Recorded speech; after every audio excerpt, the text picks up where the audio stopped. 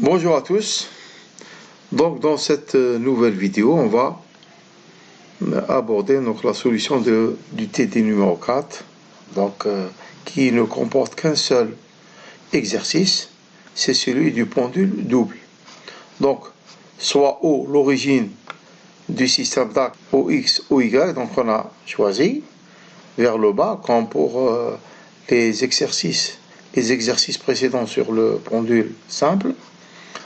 Alors M1 et M2 sont les repères des masses M1 et M2. Et puis ici, on a représenté le vecteur unitaire I de l'axe OX, le vecteur J de l'axe OY, donc dirigé de cette manière. On va écarter le pendule 1 et le pendule 2 de deux angles différents, par exemple, et puis à l'instant t égale à la 0, on va les lâcher.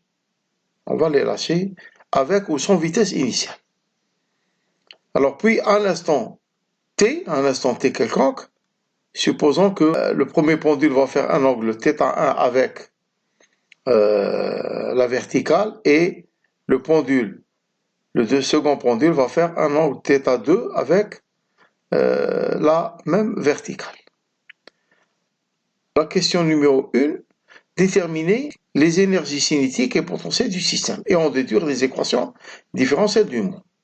Donc, commençons d'abord par l'énergie cinétique. Donc, l'énergie cinétique, c'est 1 demi de M1 V1 au carré, c'est-à-dire la vitesse de la masse M1 et plus 1 demi de M2 V2 au carré. Donc ici, j'ai utilisé les couleurs, c'est juste pour les illustrer par rapport au dessin. Donc ici, en rouge, c'est le premier pendule, et en bleu, ici, c'est le second pendule. Alors, pour déterminer les vitesses V1 et V2, on part du rayon vecteur OM1 pour la première masse et OM2 pour la seconde masse. Alors, commençons d'abord par OM1. Alors, OM1, le rayon vecteur en coordonnées cartésiennes, donc ça va être ce vecteur-là plus ce vecteur-là.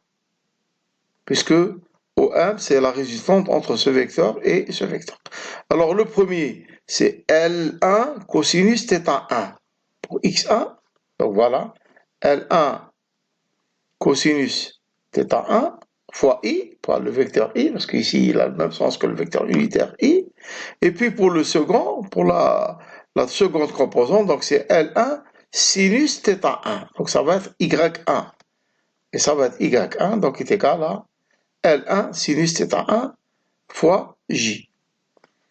Alors pour OM1, donc ça va nous donner ce vecteur-là plus ce vecteur-là. Alors, ce vecteur, il est composé donc de x1 et x2 moins x1.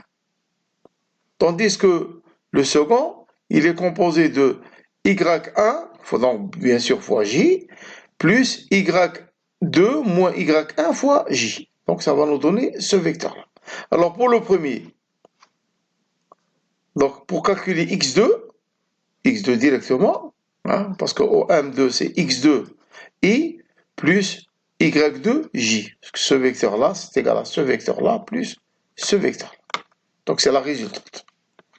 Alors x2, ça va être égal à x1 plus x2 moins x1. Alors x1, on l'a déjà déterminé, donc c'est L1 cosinus θ1 plus x2 moins x1. Alors x2 moins x1, c'est égal à cette distance-là. Et cette distance-là, c'est L2 cosinus θ2.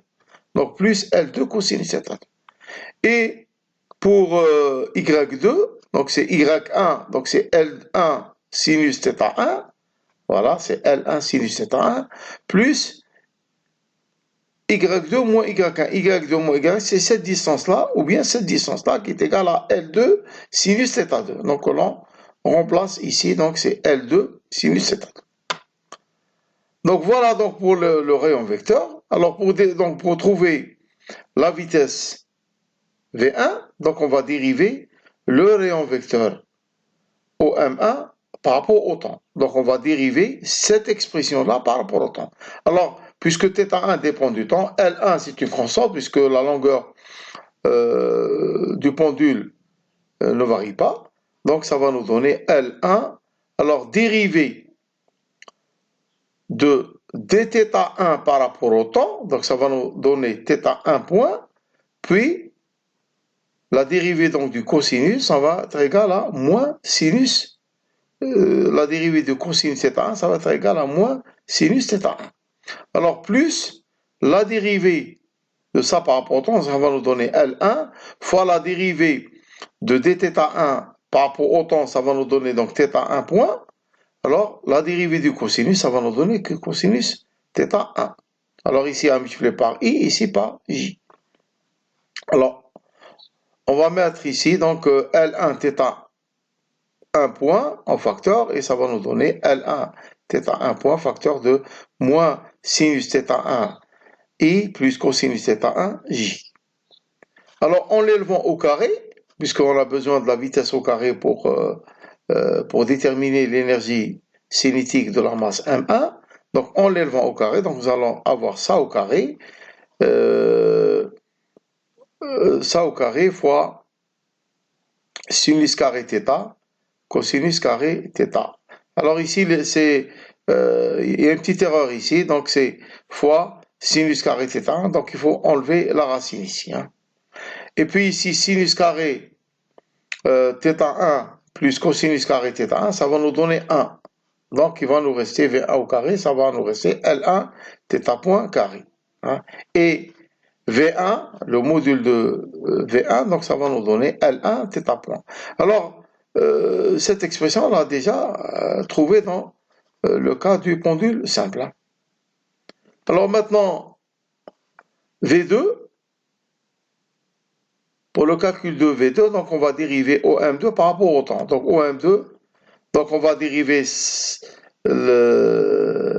terme-là, donc ça va nous donner moins L1 θ1 point fois moins sinus θ1.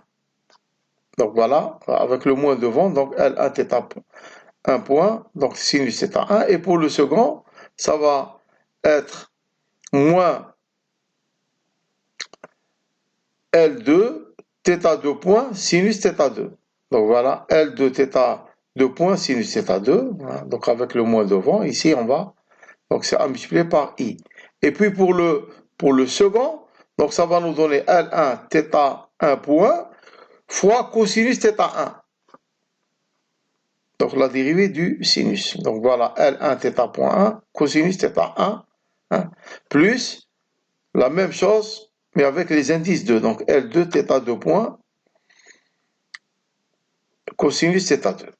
Et ici, en l'élevant au carré, donc ça va nous donner ça au carré, plus ça au carré, plus le double produit ici. Donc L1 θ1 point, sinus θ1 au carré, plus L2 θ2 point, sinus θ2 carré. Alors, le moins ici disparaît parce qu'on l'a élevé au carré. Plus le double produit, donc 2 fois L1 fois L2 fois θ.1 fois θ2 point fois sinus θ1 fois sinus θ2. Voilà. Et pour le second, donc on procède de la même manière en élevant ça au carré. Donc ça va nous donner L1 θ.1 au carré, cosinus θ1 au carré, plus L2 θ2 point, cosinus θ2 au carré, plus 2 fois le double produit, donc 2 fois L1, L2, θ1 point fois θ2 point fois cosinus θ1 fois cosinus θ2. Donc on va encore simplifier cette vitesse. Donc ici on va mettre, ici on va voir L1 θ point carré, le tout facteur de sinus θ1 carré. Ici fois sinus θ2 au carré. Alors ce terme-là, avec ce terme-là, on va mettre ici L1 θ point carré en facteur. Facteur, ça va être facteur de sinus carré θ1 plus cosinus carré θ1. Et ça va nous donner donc 1. Et ici, on va avoir L2 θ2 point sinus carré θ2 plus L2 carré sinus θ2 point carré, cosinus carré θ2 point, puisque la somme entre le sinus carré et le cosinus carré du même angle va nous donner 1, donc ici va se simplifier. Donc ici, on aura L1 θ point 1 au carré plus L2 carré θ2 point carré. Alors, pour ces deux termes-là, on peut ici mettre 2L1, L2, θ point 1, θ2 point en facteur. Donc ici, nous allons avoir sinus θ1 facteur de sinus θ1 fois sinus θ2 plus cosinus θ1 fois cosinus θ2.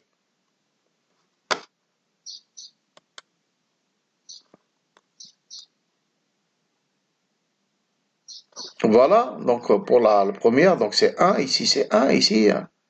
Donc ici, le sinus θ1 fois sinus θ2 plus cosinus θ1 fois cosinus θ2, donc c'est une expression trigonométrique qu'on connaît. Donc c'est celle du cosinus θ1 moins θ2 ou bien cosinus θ2 moins θ1. Donc V, ça va nous donner racine de L1 carré θ1 point carré plus L2 carré θ2 point carré plus 2 fois L1 L2 θ1 point fois θ2 point cosinus θ1 moins cosinus θ2. Alors maintenant, puisque dans notre cas, il faut considérer donc les petits angles. Donc si on considère les petits angles, donc on va assimiler cosinus θ1 moins θ2 à peu près égal à 1. Et dans ce cas-là, donc l'expression de la vitesse va se simplifier, donc ça va être égal à 2 fois, ici L1, L2, θ1 point, θ2 point, ici, donc c'est racine de L1 θ point plus L2 θ2 point au carré, hein, et puis ici, donc l'expression de la vitesse V2, ça va être L1 θ1 point plus L2 θ2 point. Et l'énergie cinétique donc, du système, ça va être égal à l'énergie cinétique qu'on a calculée pour la masse M1 un peu plus haut, plus cette énergie cinétique, donc avec la vitesse V2 au carré. Alors maintenant, passons à l'énergie potentielle. Alors, l'énergie potentielle, on n'en a qu'une seule, c'est l'énergie potentielle gravitationnelle, puisqu'ici, il n'y a pas de ressort, donc on va considérer que l'énergie potentielle gravitationnelle. Alors, puisque ici on a un X, l'axe X est dirigé vers le bas, donc on va choisir l'expression par rapport à cet axe X qui va être égal à moins mgx plus une constante. Et le niveau référentiel de l'énergie potentielle, on peut le choisir, on a le choix ici, on peut le choisir à la position d'équilibre de la masse M1 ou bien à la position d'équilibre de la masse M2, mais ça va être compliqué. Donc ici, on va, pour plus de simplification, on va le choisir ici en x égale à 0, c'est-à-dire au niveau du point A. Donc c'est au niveau du point x égale à 0. Donc au niveau du point x égale à 0, donc l'énergie potentielle référentielle, donc ça va être déterminé lorsque x va être égal à 0. Donc plus constante, donc cette constante-là va être directement égale à 0. Et l'expression de l'énergie cinétique avec le choix de ce niveau référentiel d'énergie potentielle gravitationnelle. Pour la masse M1, l'énergie potentielle gravitationnelle est moins M1, donc G fois X1, sa position selon l'axe OX. Et sa position selon OX est L1 cosinus θ1. Pour ce qui est de la masse M2, son énergie potentielle gravitationnelle est moins M2G fois X2 moins MG X2, X2 donc étant sa position selon l'axe OX et qu'on vient de calculer.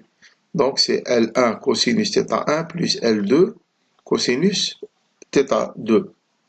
Et l'énergie potentielle totale gravitationnelle, donc c'est EPG1 plus EPG2 égale à cette énergie potentielle plus cette énergie potentielle gravitationnelle.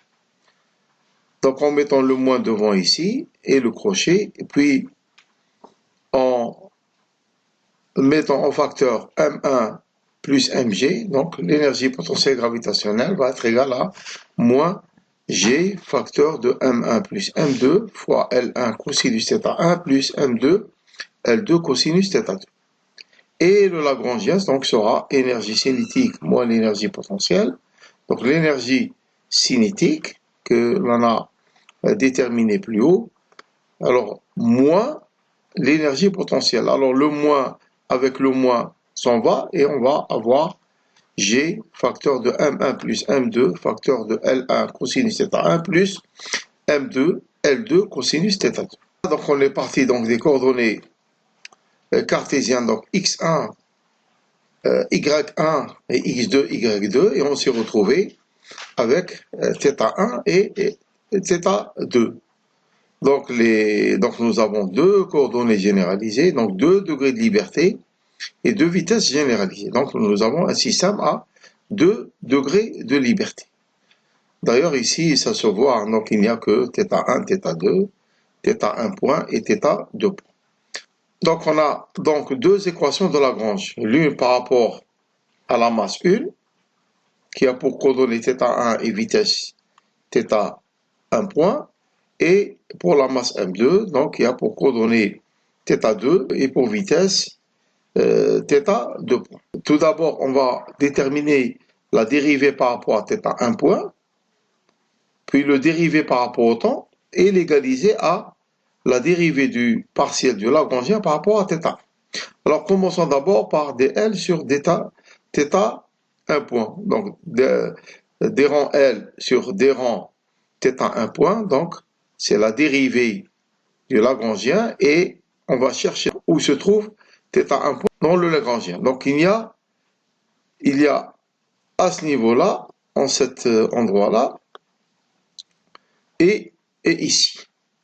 Donc quand on va dériver le premier terme par rapport à θ1 point, donc ici nous allons avoir 1 demi de M1 fois L1 carré fois 2 fois θ1 point puissance 2 moins 1. Et la dérivée de θ1 point par rapport à θ1 point, donc c'est 1. Donc ici nous aurons M1 L1 carré θ1 point. Et pour la seconde à dériver par rapport à θ1 point, donc nous aurons 1 demi de M2 fois la dérivée du terme entre parenthèses par rapport à θ1 point, donc ça va nous rester que L1. Donc L1 ici, donc il est ici. Puis multiplié par le même facteur, mais à la puissance 2 moins 1. Donc nous aurons L1 θ1 point plus L2 θ2 point, puissance 2 moins 1, donc 1. Donc ici, nous aurons M2 L1 facteur de L1 θ1 point plus L2 θ2 point. Alors en mettant ici M1 plus M2 en facteur, puisque M1 est multiplié par L1 carré θ1 point, et ici, à ce niveau-là, il est également multiplié par L1 carré θ1 point, donc on va rassembler ce terme-là avec celui-là. Donc, et nous aurons M1 plus M2 facteur de L1 carré θ1 point, plus M2, le deuxième, L1, L2 fois θ2 point.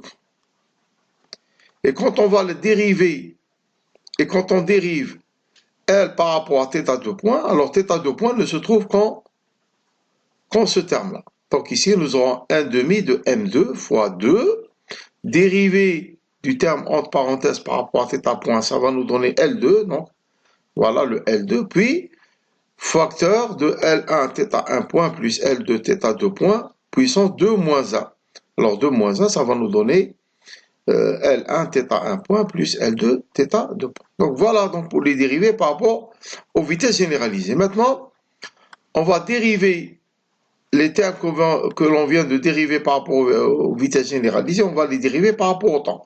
Alors le premier, quand on va le dériver par rapport au temps, le θ1 point devient θ1 2 points. Voilà. Et le second, θ2 point devient donc θ2 points.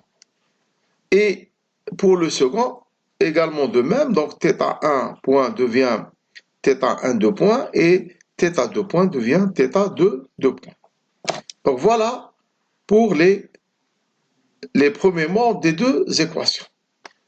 Alors maintenant, on va dériver dl par rapport à θ1. Alors dl par rapport à θ1, alors on va chercher d'abord dans le Lagrangien où se trouve θ1. Alors θ1 ne se trouve ni ici, mais se trouve ici, en ce terme-là, au troisième terme, seulement. Donc on va dériver ce terme-là par rapport à θ1. Donc quand on va le dériver par rapport à θ1, donc on va le multiplier par g facteur de m1 plus m2 fois L1 fois la dérivée de cosinus θ1 par rapport à θ1. Donc cosinus de θ1 par rapport à θ1, c'est moins sinus θ1. Donc voilà, moins le moins devant, donc sinus θ1. Et le second, par rapport à θ2, donc se trouve qu'en ce terme-là, donc ici nous aurons moins m2 L2 sinus θ2. Donc moins, alors à multiplier par g, bien sûr, parce que le g ici il est en facteur commun, donc fois g, donc moins m2 gl2 sinus θ. Alors maintenant on va égaliser ce terme-là avec celui-là, le premier, et le second avec le second. Donc en les égalisant, donc il vient donc m1 plus m2 L1 carré θ1 2 points plus m2 L1 L2 θ2 points égale à moins facteur de m1 plus m2 gl1 sinus θ. Et pour le second, donc m2 L2 L1 θ1 2 points plus L2 θ2 points égale à moins m2 gl2 sinus θ2. Alors maintenant, puisqu'on est dans le cas des petits angles, donc on va remplacer sinus θ1 par θ1 et sinus θ2 par θ2. En remplaçant donc ces approximations, donc le sinus ici, θ1 devient θ1 et ici il devient θ2. Puis en mettant donc les termes des seconds membres dans les premiers membres, donc nous aurons M1 plus M2, L2, puis ici, puisque nous avons L1 en commun, donc L1 ici, L1 ici, L1 ici, donc on va le simplifier. Et en mettant le second membre dans le premier membre, donc il vient M1 plus M2, L1, θ1 2 points, plus M2, L2, θ2 points, plus M1 plus M2, G, θ1, puisqu'on a remplacé sinus θ1 par θ1. Et dans le second, donc nous aurons, après avoir simplifié par L2, L2 ici et L2 ici, M2 également, M2 ici et M2 ici. Alors nous aurons L1, θ1, 2 points, plus L2, θ2 points, alors plus, quand on va mettre le second membre dans le premier membre, donc nous aurons plus G, θ2. Ensuite, donc on va diviser le premier terme par M1 plus M2. Donc nous aurons L1, θ1, 2 points, plus ce terme-là, G, θ1, et pour le dernier en θ2 points, donc nous aurons M2, L2, M2, L2 sur M1 plus M2. M2, L2 sur M1 plus M2, θ2 points égalisation. Et le second, donc, reste tel qu'il est. Tel qu'il est, sauf que ici, on a mis ces deux équations donc, dans l'ordre. Dans la première, il y a les coordonnées vitesse généralisée de la première masse qui viennent en premier. Et dans le second, il y a les coordonnées vitesse généralisée de la deuxième masse qui viennent en premier.